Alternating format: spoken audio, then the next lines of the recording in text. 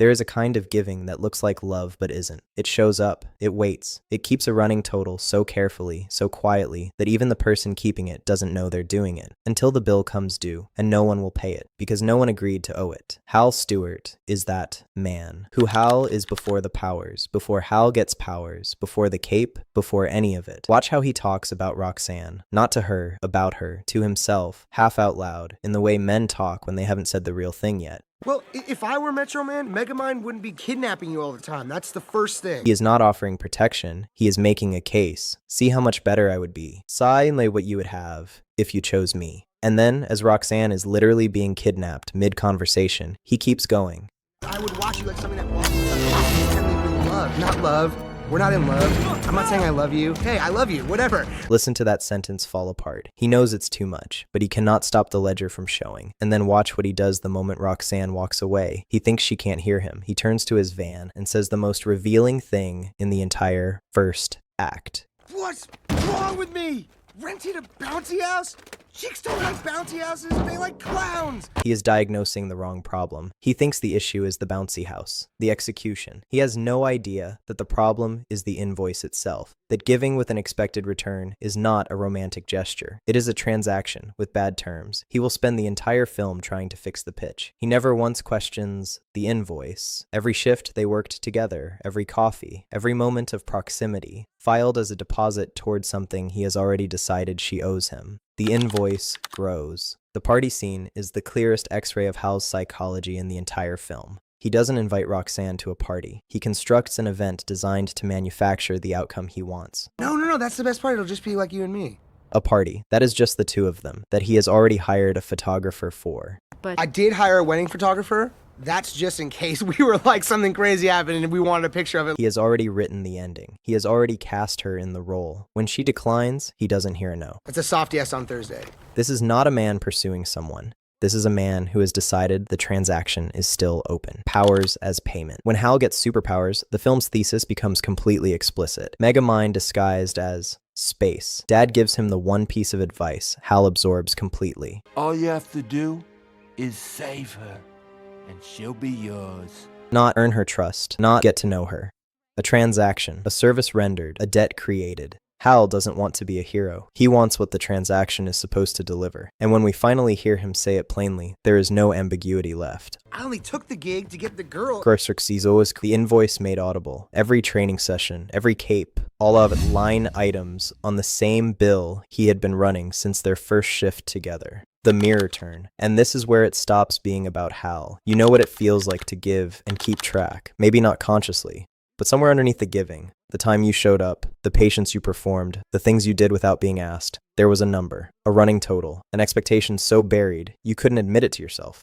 And when it wasn't returned, it didn't feel like disappointment. It felt like theft. And here's the part nobody talks about. The giving was real. The hours, the attention, the showing up. None of that was fake. Because the man running a covert contract is not cynical. He genuinely believes he is being generous. He has no idea there is an invoice attached. So when the bill comes due and nobody pays, he is not just hurt, he is confused. Because in his mind, he never asked for anything. Psychologists call this a covert contract. You give without disclosing the terms. You accumulate credit in silence. And when the other person fails to pay a bill they never saw. You call it betrayal. They never signed the contract. They just kept living their life. That is not love. That is a debt the other person never agreed to carry. The bill arrives.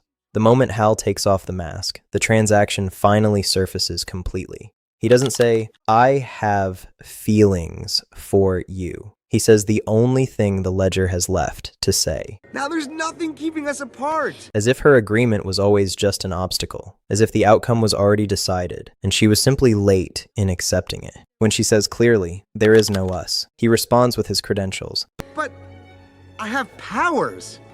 I have a cape. I'm the good guy. Powers, cape, good guy, evidence, items on the invoice. See what I became for you. And then the line that makes the whole psychology visible. You're supposed to be with me. Not, I want to be with you. Supposed to. As in, this was the deal. As in, pay up. The named concept. When the transaction fails, Hal doesn't grieve. He rages. I only took the gig to get the girl, and it turns out Roxanne doesn't want anything to do with me. And later, mid-fight, he announces exactly what he is collecting on. This one's for stealing my girlfriend! His girlfriend, a woman who never agreed to be, but who, in his ledger, had been his girlfriend for years. This is what covert contracts produce. Rage. Because rage is what happens when you believe you were defrauded, when you are certain the other person owes you and refuses to pay. He is not a man in pain. He is a creditor who has been told the debt doesn't exist. The transformation is not powers. The film wants you to think Hal becomes a villain because he gets superpowers and nobody guides him. That is not what happens. Hal becomes a villain the moment Roxanne says no.